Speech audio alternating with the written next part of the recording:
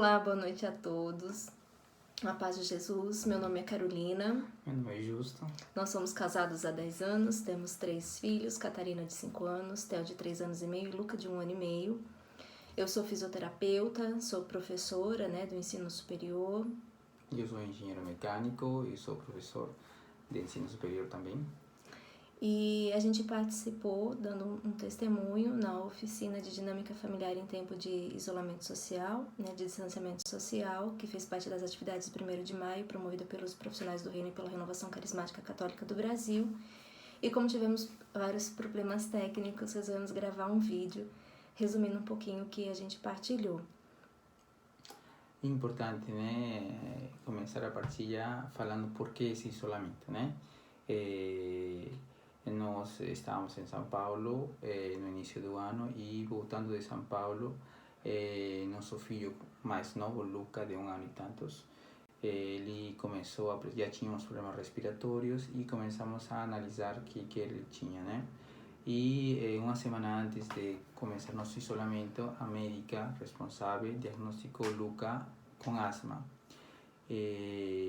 Aí foi um choque para nós e decidimos nesse momento nos isolarmos, protegendo esse nosso filho que fazia parte do grupo de risco, Além disso, nós temos 2 pessoas que estão nesses grupos de risco, que é a minha mãe, que tem 85 anos, que está no Peru, com outras dinâmicas diferentes das do Brasil, e também temos meu sogro, que não é tão idoso, mas é uma pessoa que está em São Paulo nesse momento. Então, diante dessa realidade, surgiu um medo dentro de nós de perder as nossas pessoas mais queridas, Também tenho minha irmã, que ela teve câncer e ela fazia parte do grupo de risco, ela também está no Peru.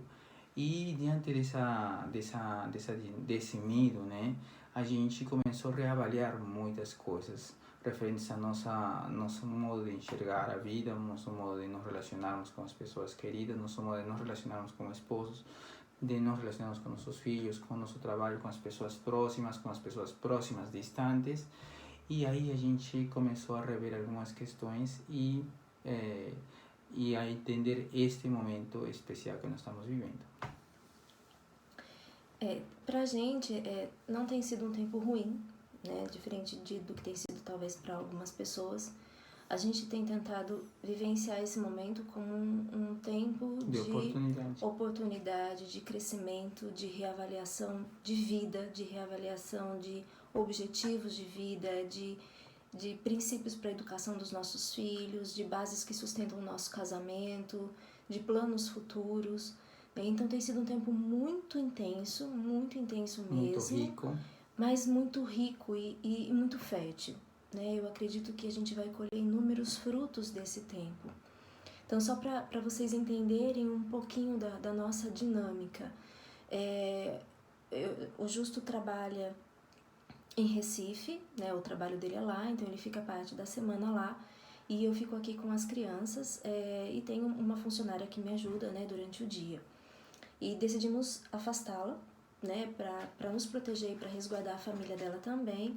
Então, estamos aqui com a dinâmica de uma família com 3 crianças pequenas que demandam muito, que precisa cuidar de casa e que precisa trabalhar também à distância. Então, tem sido muitos desafios que a gente tem tido também.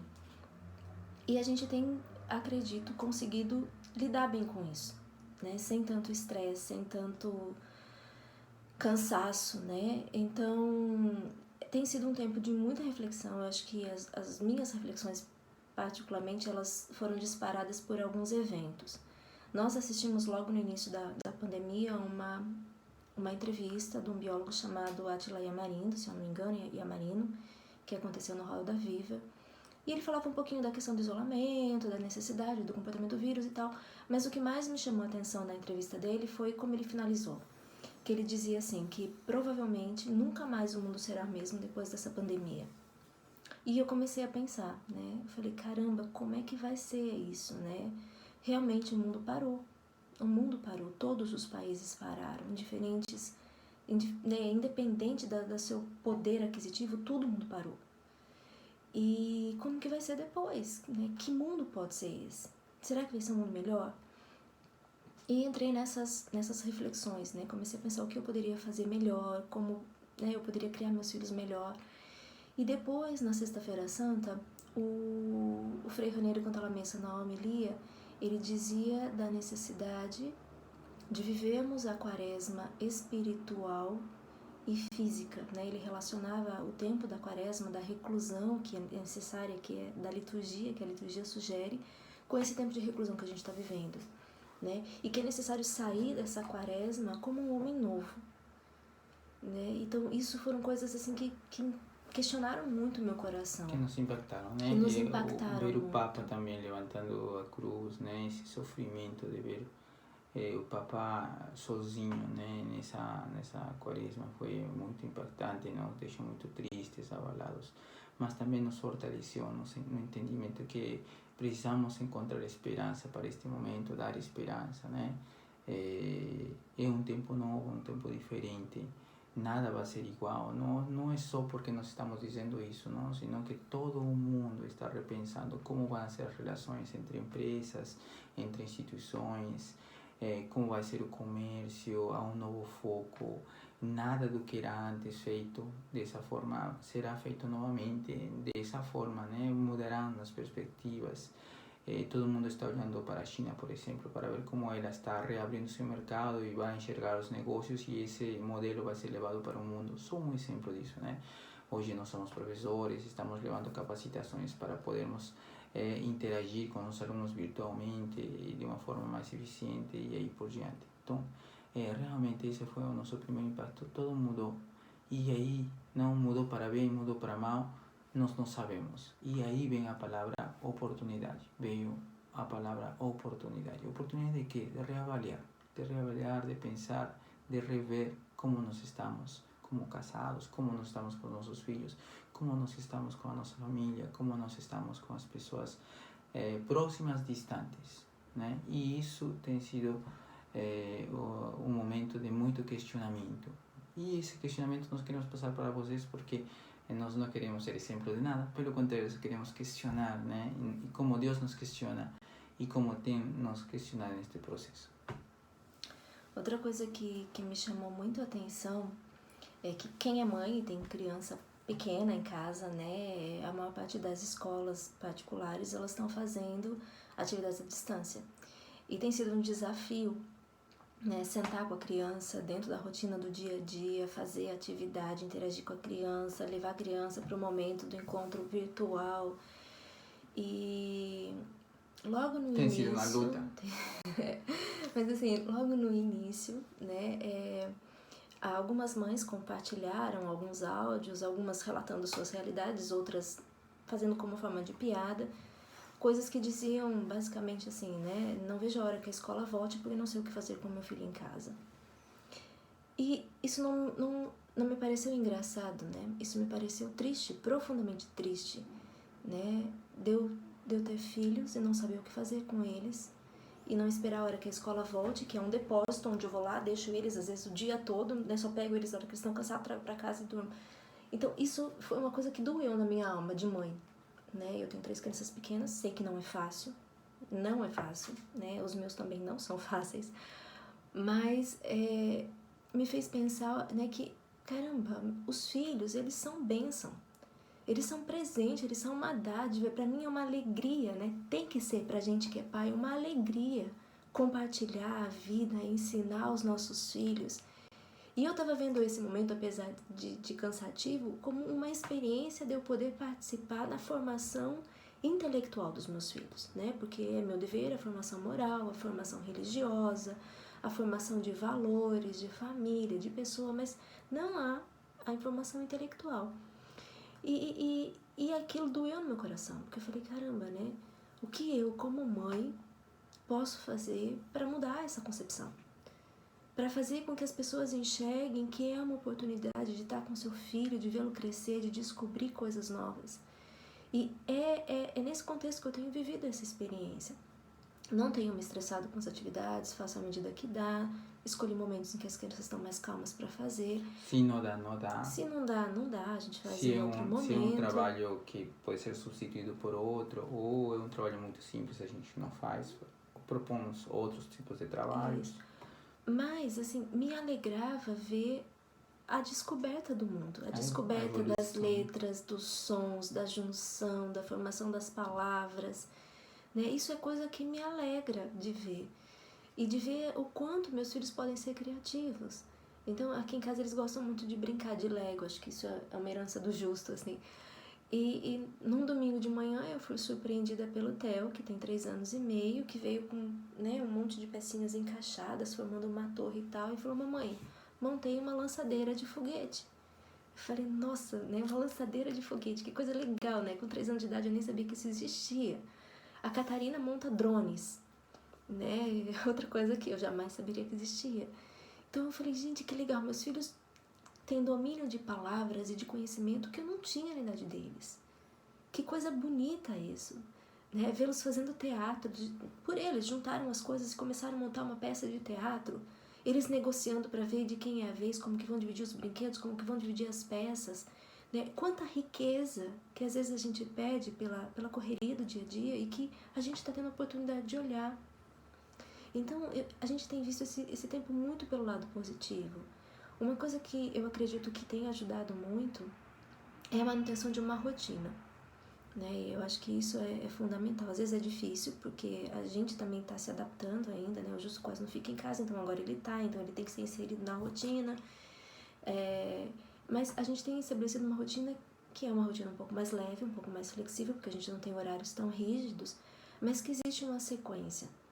E isso facilita, por exemplo, que a criança não fique chorando querendo televisão na hora que a gente acha que não é adequado. Quando a gente consegue seguir essa rotina, o dia é mais leve, ele rende, ele flui melhor, a hora de dormir é mais tranquila. Quando a gente sai muito da rotina, né, a gente perde um pouco o controle. Outra coisa que tem sido muito importante é a questão do planejamento, né? Então, nesse processo de planejamento, eu tenho revisto o fluxo das atividades de casa, das atividades domésticas, né? Como lavar roupa, a melhor hora de lavar a roupa, a quantidade de roupa que lavar, o que passar, o que não passar. Então, para isso eu precisei mudar a forma de estender a roupa, porque tem roupa que se eu estendo melhor eu não preciso nem passar, né? Outra coisa que eu acho que tem sido muito rico desse tempo é o envolvimento de toda a família nas atividades da casa. Então, hoje as crianças, isso é uma coisa que eu já queria fazer há algum tempo, mas como eu trabalho fora o dia todo e eles ficam com outra pessoa em casa, a gente não conseguia fazer. Eles têm atividades, então eles acordam e sabem que eles precisam arrumar a cama deles. A cama fica perfeita? Não fica, eu vou lá e arrumo depois, né? O Justo ajuda, mas eles sabem que eles têm que acordar e arrumar a cama, né? Eles sabem que eles têm que acordar e escovar os dentes. Então, estou ensinando a escovar os dentes sozinhos, a tomar banho sozinho, que eram coisas que a gente ainda não tinha feito. Eles participam, por exemplo, da pôr a mesa. Então, a Catarina seca a louça depois do almoço. O Theo é responsável por pôr a mesa, por tirar a mesa. E por mais que eles reclamem disso, eu acredito que é fundamental para que eles entendam que a participação de cada um faz com que o dia a dia aconteça, né? A Catarina fala: nossa, mas de novo eu secar a louça, eu tô cansada de secar a louça. Eu falei: pois é, filha, a mamãe também tá cansada de preparar café da manhã, preparar almoço, preparar a janta. E por que tem louça de novo? Porque nós comemos de novo, né? Outro dia ela reclamou, eu falei: então tá, eu tenho uma ideia. Amanhã a gente não toma café, a gente não tem lanche, não faz almoço, não tem lanche, não tem janta, não tem leitinho, não suja nada, ninguém precisa lavar, ninguém precisa fazer. Não, mamãe, tá bom, eu vou secar, eu sei que precisa fazer isso. Então, colocá-los nesse entendimento de que eu tenho que fazer a minha parte para que as coisas aconteçam é fundamental. De que há uma necessidade de fazer as coisas também, né? Porque a Catarina agora estava querendo que o Luca coloque a mesa, que o Theo ajude a secar a louça, porque ela vai lavar a roupa. Vai lavar a roupa. É. Então, nós temos até muita ajuda por esse lado, né? Isso, então, isso tem sido muito legal, né? Rever algumas coisas. Então, uma coisa que me estressa muito é brinquedo fora do lugar, coisa fora do lugar. Isso me desorganiza, pessoalmente falando. Então, eu sempre trabalhava com eles assim: terminou de brincar, guarda os brinquedos. Só que hoje não tem como fazer isso. E se eu for o tempo todo ficar correndo atrás deles para guardar os brinquedos, ou então eu guardando, eu não faço mais nada. A gente tem aberto um espaço para eles brincarem, né? Na nossa sacada nós temos um espaço não tão grande, né? Mas um espaço que tiramos os móveis, levamos para outros lugares e aí colocamos tapetinho para eles brincarem, montarem ao ar livre. A gente tem feito tenda nesse espaço, afastamos os móveis, então a nossa sala tem uma área para eles caminharem livremente, né? E isso tem sido fundamental para nós. É uma coisa que é importante, que aparentemente não está claro para vocês que estão escutando isso, um entendimento que é muito complicado lidar com crianças, né? Nós não estamos dizendo que foi muito fácil, nada, pelo contrário, nós estamos na luta, estamos ralando muito para poder dar conta deles, né? A verdade, eles nos tem dia que 8 horas da noite eu apago isso, acordo 1, 2, 3 da manhã e aí vou para a minha cama e estou todo dolorido porque dormi no chão, fazendo eles dormir ou brincando com eles, etc, né? Tem sido um tempo que requer da gente muito esforço físico, mental, né, para poder lidar com essas as crianças, elas têm emoções muito à flor da pele, então eles lidam com essas coisas em momentos muito rápidos, né? Em um momento são muito carinhosos, em outro momento estão totalmente dinâmicos, né, e etc, né, e agitados, e isso tem nos feito sofrer um pouco, né, e muitas reações humanas aparecem. E eu tenho aprendido uma coisa diante disso. Primeiro, eu fico muito triste porque me sinto muito humano, muito ruim, né? De sentir de que essas coisas apareçam dentro de mim. Mas toda noite eu penso o seguinte, né? Amanhã pode ser melhor. Amanhã posso fazer melhor com meu filho. Amanhã vou tentar novamente. Porque a tristeza que embarca, né? Não ter suportado ou não ter agido, né? De uma forma um pouco mais paternal, e ter sido um pouco mais rígido e duro, né?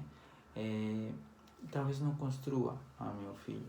Talvez a paciência deixe ensinamentos muito mais legais para com eles, né?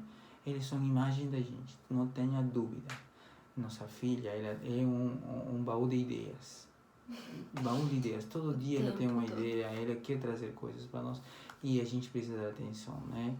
E nosso último filho é independente, com 1 ano e meio ele quer tomar café da própria xícara, ele utiliza colheres, ele é muito proativo e ele é o Homem-Aranha, então está por toda a casa, trepando por todo lado. Nós temos essa dinâmica e essa dinâmica às vezes nos agita, nos complica porque eu tenho que correr, a gente tem que correr, tem vezes que nos assustam as coisas, nós não estamos preparados para isso, né? Vidro, mesas de vidro já caíram por aqui, então já tivemos muitos sustos, né? E assim as crianças são crianças, as minhas são iguais que as suas, mas a gente encontrou um ponto fundamental nisso, né? Um momento de oportunidade para conviver com eles, ver eles crescer, como é importante. E isso tem sido um resgate neste momento, né? Porque eu não via os meus filhos crescer e hoje eu vejo como eles evoluem, né? O Lucas está aprendendo a falar, já fala mais do que a minha filha. E isso, esses passos, né, que antes eram tão isolados, tão distantes um do outro, agora parecem tão seguidos, né? E a dinâmica familiar é tão rápida que eles crescem aí nos meus olhos, né? Então é disso que a gente está falando, né? Não de que não há problemas, pelo contrário, estamos falando de que há problemas, os problemas continuam, eles seguem sendo crianças, mas a gente enxerga de outra forma, graças a Deus. E isso principalmente porque a gente tem aprendido a rezar com eles à noite também. E quando a gente reza com eles, eu digo que eles rezam pelos pais também, pelos filhos, né? Para que eles amanhã seja um dia melhor. Lembramos também pelos avós, pelas pessoas que estão em risco e pelas pessoas que estão sofrendo. Minha própria filha, Catarina, né? Ela já está mudando as orações dela, está entendendo um pouco do contexto e ela está rezando pelas pessoas que estão morrendo sozinhas, pelas pessoas que estão sozinhas em casa, né? Então, as realidades são diversas, mas eu vejo nisso um coração solidário. E isso que a gente tem partilhado com eles também, de sermos solidários também nessas atitudes, né? Uma coisa que eu acho que tem facilitado muito essa questão do estresse, né? Porque criança estressa, né? Tem hora aqui que é um chorando, outro gritando e outro pulando. Então, estressa. É claro que estressa. Mas é parar, respirar e pensar assim, é um momento atípico. Né? Se eu tô cansada, se eu tô estressada, eles estão muito mais. Né? E aí vem, eu acho que a paz para acolher aquilo que a criança está fazendo, corrigi-la de uma forma amorosa e começar de novo, né? E o fato da gente estar junto, eu acho que é fundamental. Primeiro porque isso é importante para a nossa convivência familiar. Então, desde que o Theo nasceu, o Justo trabalha fora. Então, a convivência do Theo, por exemplo, com o Justo foi muito menor do que a da Catarina. E como eu estou no dia a dia com as crianças, a referência para tudo sou eu. Né? Mamãe, não sei o que, não consigo encaixar, não consigo pegar, fulano pegou não sei o que. E é o tempo todo assim. E esses dias, mesmo quando o Justo tá em casa, esses dias aconteceu uma coisa que me deixou rindo, assim, mas eu achei lindo. O Justo tava cozinhando, eu tava do lado lavando roupa. O Theo chegou e falou, papai, não, reclamando alguma coisa, pedindo alguma coisa, que eu não lembro o que era. Aí eu, na minha pressa de responder e de resolver as questões, falei, não, filho, peraí que a mamãe já vai te ajudar. Ele parou, olhou pra mim e falou assim, não, mamãe, eu estou falando com o papai. Né? Eu podia ter pensado, nossa, que menininho chatinho, estúpido, né? Mas eu falei, não, né? É fundamental. Ele me colocou no meu lugar, né? Tipo, meu pai precisa ter espaço na minha vida, você precisa dar o espaço do meu pai. Então, pra mim, né? Eles passarem a reconhecer o Justo como uma referência dos dilemas do dia a dia é fundamental, né? Então, achei muito, muito lindo isso, muito positivo isso. Então, isso é uma coisa legal. Outra coisa que pra gente tem sido muito bom, muito rico, é estarmos juntos, né? A gente sempre ouve falar da questão do diálogo, que o diálogo é fundamental, e ele realmente é, né? E a gente às vezes tem dificuldade de diálogo porque o tempo que a gente tem junto é muito pequeno. E é muito intenso, porque a gente tá com as crianças, muitas vezes traz trabalho para casa de final de semana, de coisas que a gente não conseguiu cumprir durante a semana. E tem tem mercado, tem coisas que a gente precisa fazer de final de semana. Mas a questão do diálogo contínuo, de discutir as coisas, de saber como abordar o outro, de saber o momento de abordar o outro, de entender, né, como eu posso tirar o melhor do outro e não o pior. Né, o momento que eu também estou apta a falar, porque às vezes eu vou lá e vomito as coisas, né, e machuco a pessoa, e talvez esse não é o momento mais adequado.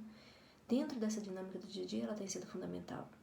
Isso tem nos ajudado a dividir as atividades domésticas, a dividir a atenção com as crianças, o cuidado com as crianças, a crescer em cumplicidade, em respeito ao outro, né, a admiração cresce quando a gente tem, né, por exemplo, né, eu vejo às vezes o Justo trabalhando, ele discutindo as coisas, ele organizando as coisas, né, o quanto eu preciso aprender com ele em algumas coisas, ou com as crianças. Então, de dar espaço para descobrir as coisas boas que o outro tem, né? E nesse sentido eu fazia uma reflexão nesse final de semana da sacralidade que é o outro, né? E que no contato, né, eu acho que talvez essa esteja sendo a dificuldade de algumas famílias, esse contato intenso, né, o dia todo, o dia todo, o dia todo. E pra gente eu acho que tem sido uma riqueza, porque nesse contato eu toco o outro que é sagrado, né? Eu descubro a humanidade do outro, que revela a minha humanidade com coisas boas e coisas ruins. Mas à medida que eu toco a humanidade do outro, eu descubro o quão sagrado ele é, né? E ao tocar o sagrado do outro, aquilo pode me tornar mais humana e mais sagrada. Mais sagrado. Então, esse movimento, ele é lindo, né? Você me arrepia quando eu penso nisso, porque ele é lindo, ele é profundo, ele é intenso, ele é cheio de sentido, de significado. E acho que a gente só consegue começar a palpar essa realidade pela fé, pela ação do Espírito Santo. Então, fazer as coisas na nossa humanidade, por mais que a gente tenha planejamento, por mais que a gente tenha boa vontade, existe um risco, né?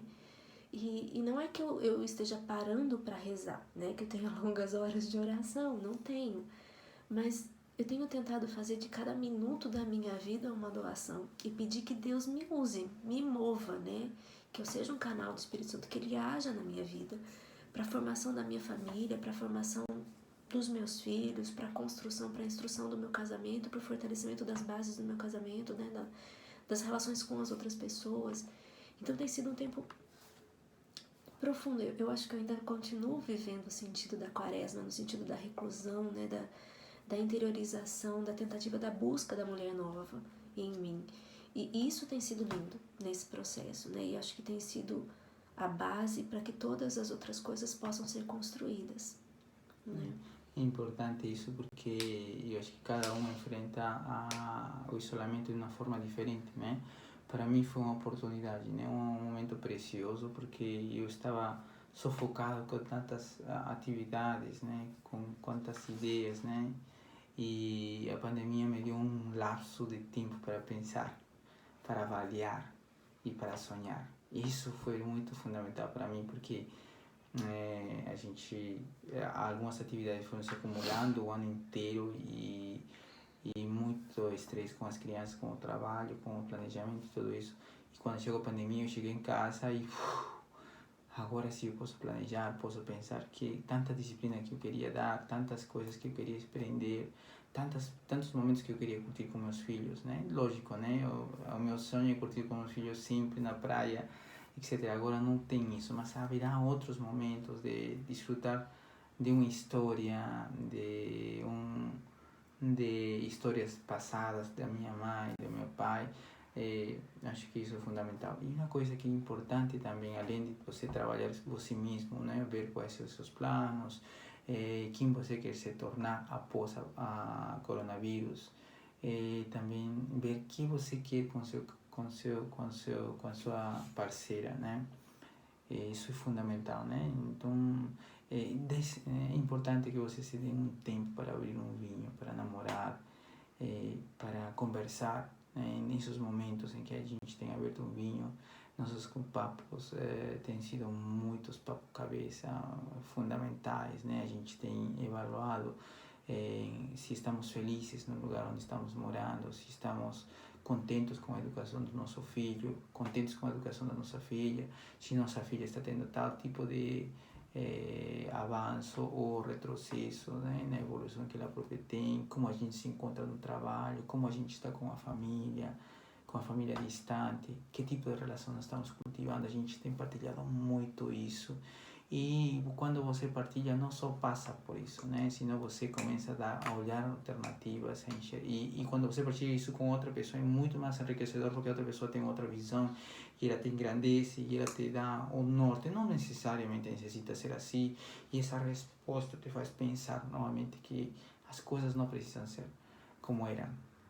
E isso tem sido enriquecedor, né? Podem ser melhores. Podem ser melhores. Então a gente tem questionado algumas coisas, por exemplo, por que moramos aqui?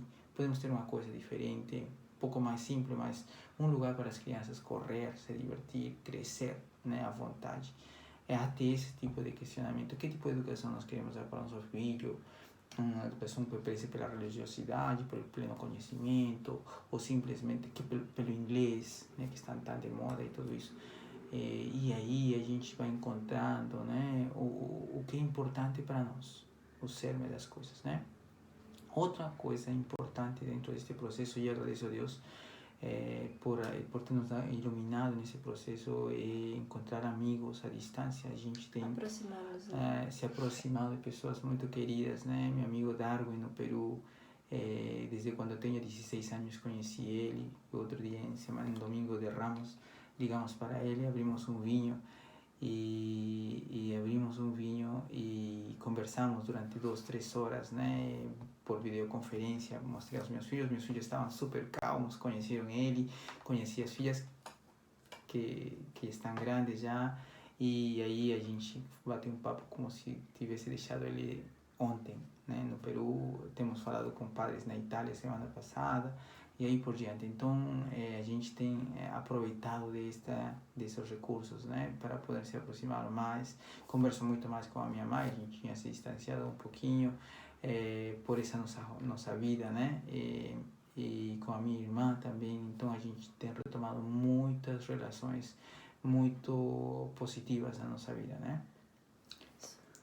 E acho que também tem sido um tempo de avaliar, assim, o que é importante, né? Eu acho que nós, particularmente, nem tanto, mas a gente vem de um momento onde as emoções, elas são muito intensas, né? As pessoas travaram brigas homéricas em redes sociais por conta de posicionamento político, por conta de ideologia política, por conta de figuras políticas. Às vezes não é nem ideologia, mas figuras políticas. E foram se perdendo por coisas pequenas, né? E esses dias tem uma pessoa muito querida do Justo, que a gente teve um rançozinho, assim, de uma situação específica, e essa pessoa nos mandou uma mensagem depois de uma tentativa de rezar um texto junto com um grupo de pessoas, e aí eu fiquei pensando, falei, nossa, né? E uma coisa que a gente tem partilhado e ficando muito tristes, né, com diversas pesquisas, né, relacionadas a, primeiro, né, a quantidade de divórcios que há no mundo nesta época, né?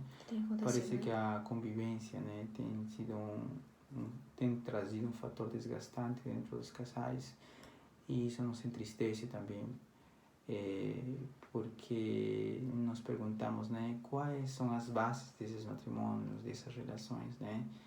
E outra questão que tem nos deixado entristecidos é relacionado com o aumento da violência em casa, né? É importante e fundamental entender que um processo deste tipo, né, traz sequelas graves, né, nos filhos, nas esposas, nas pessoas próximas, né? E essa violência vem do quê, né? Quais são as origens dessa violência, né?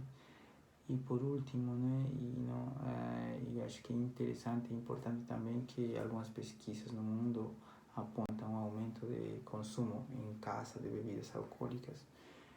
Embora no Brasil, eu estava lendo ontem, né, uma reportagem falando que a Ambev vende menos cerveja, etc. Né, mas a reportagem no mundo todo, principalmente em América Latina, conduz ao conhecimento de que se está consumindo mais bebidas nesta pandemia dentro de casa. E violência doméstica, né? E também deve trazer essa violência doméstica, né, de que estamos falando, não? A gente precisa estar atento a essas coisas. Nós queremos fechar com isso, com essa reflexão, né? Como podemos facilmente cair, né, nessa tentação de um mundo mais fácil, né, de um mundo guiado por emoções, e não um mundo espiritual. Então nós precisamos abrir nossos olhos para uma visão espiritual deste tempo. Eu acho que isso é uma graça de Deus. Então nós pedimos que o Espírito Santo nos dê essa graça, né, de enxergar este momento com olhos espirituais, com olhos de oportunidade, enxergar este momento com esperança de ver nossos filhos de uma forma melhor. O mundo mudou, mas meus filhos têm que ser melhores ainda, porque agora as dificuldades serão maiores, né? Nada do que eu conhecíamos será igual. E a pergunta sempre será isso, né? O que posso dar, contribuir para os outros? Eu acho que um espírito solidário é fundamental, solidariedade com as pessoas próximas, seu vizinho, as necessidades desse vizinho, a solidão que está. Quantas pessoas estava vendo uma reportagem na Itália, né? A quantidade de idosos que existe, claro, esse não é o caso do Brasil, mas os impactos psicológicos, a solidão em casa tem cobrado muito deles, né? E quantas pessoas se sentem sozinhas neste processo. Então precisamos rezar, né? A gente partilhava, né, que qual deve ser nossa principal atitude diante de toda essa adversidade: dobrar joelhos e pedir todos os dias por eles, né? Então nós temos essa rotina hoje com nossos filhos de fazer isso, e nas orações deles a gente pede por as pessoas que estão sofrendo por este momento, mas que passará, né? E, né, para finalizar, assim, eu acho que uma coisa que me fez refletir hoje, essa semana, eu não sei se eu estava fazendo um curso, se eu estava lendo alguma coisa, não sei, é que alguém falava assim que nossos filhos podem ter memórias muito positivas dessa pandemia, né? E tem toda uma preocupação do impacto dessa pandemia no desenvolvimento socioafetivo, emocional e motor das crianças que estão vivendo isso, porque não tem relatos de pandemias, né, assim tão grande. Eu nunca tinha vivido uma. E uma pesquisadora colocou que ela acredita que nossos filhos terão memórias afetivas muito mais positivas desse tempo, porque terão pai e mãe por perto, mais atenção, cuidado diário, sem aquele estresse de sair correndo, né? Então, uma coisa que fica no meu coração, assim, né, que Deus nos dê a graça de viver a profundidade e a intensidade desse momento de uma forma positiva, para que saiamos desse momento e tenhamos uma vida plena, mas não plena de atividades, como talvez era a nossa vida antes da pandemia, né? Às vezes as crianças têm agendas tão lotadas que elas não têm tempo de ser criança, mas que tenhamos uma vida plena de sentido. E que nessa plenitude de sentido a gente faça diferença no mundo. Muitas vezes me perguntavam, nossa, mas tem 3 filhos nesse mundo de hoje. Você tem coragem de colocar um filho nesse mundo de hoje? Né? Esse mundo tá perdido, as pessoas às vezes me diziam. É uma loucura ter filhos hoje. Né? E eu acho que eu sou o grito, né, que vai contra tudo isso, porque eu acredito no mundo que pode ser melhor. Eu acredito que pode ser melhor, né? E tenho certeza que vou fazer o meu melhor, né? Estou tentando fazer o meu melhor para que meus filhos sejam pessoas boas, cresçam num mundo melhor. E acho que esse é o legado que a gente pode levar para o mundo depois dessa pandemia, né? Que Deus dê a graça, dê a força do alto, porque ela não é humana, para que a gente viva isso dentro de um contexto espiritual que vai além das restrições que são impostas pelos nossos olhos, das restrições que são impostas pela economia. É um tempo econômico difícil, é tempo da gente gastar menos água, é tempo de comer menos carne, é tempo de comer menos doce, é tempo de apagar mais as luzes para economizar na energia, né? Talvez 15, 20 reais não faça diferença hoje, mas o mês que vem, no próximo ou no próximo, né? Pode ser que você fale, nossa, mas que miserável você é. Não, eu tô reavaliando a minha necessidade de consumo. Eu não preciso viver numa comunidade, numa sociedade tão consumista, onde quem não tem sofre, né? Eu posso consumir melhor, eu posso usufruir melhor o pouco. Então, essas são coisas que eu peço a Deus que nos dê a graça de viver nesse momento, sabe? De sair desse momento sendo pessoas melhores e plenas de sentido e de vida e de desejo e de ousadia para que o mundo seja melhor. E a gente quer terminar com as palavras de nosso Papa Francisco, né?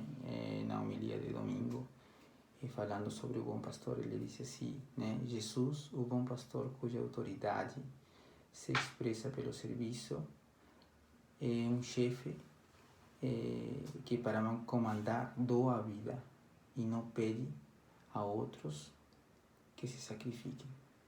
E essa é a mensagem que a gente quer terminar. Então, neste momento, né, que nós tenhamos um espírito de serviço para com a esposa, serviço para com os filhos, serviço para com os irmãos mais próximos, com os mais próximos distantes, e nós nos sacrifiquemos, né, como devemos, para que este tempo, né, traga, né, coisas boas, hajam flores no meio deste deserto, né, de esperança.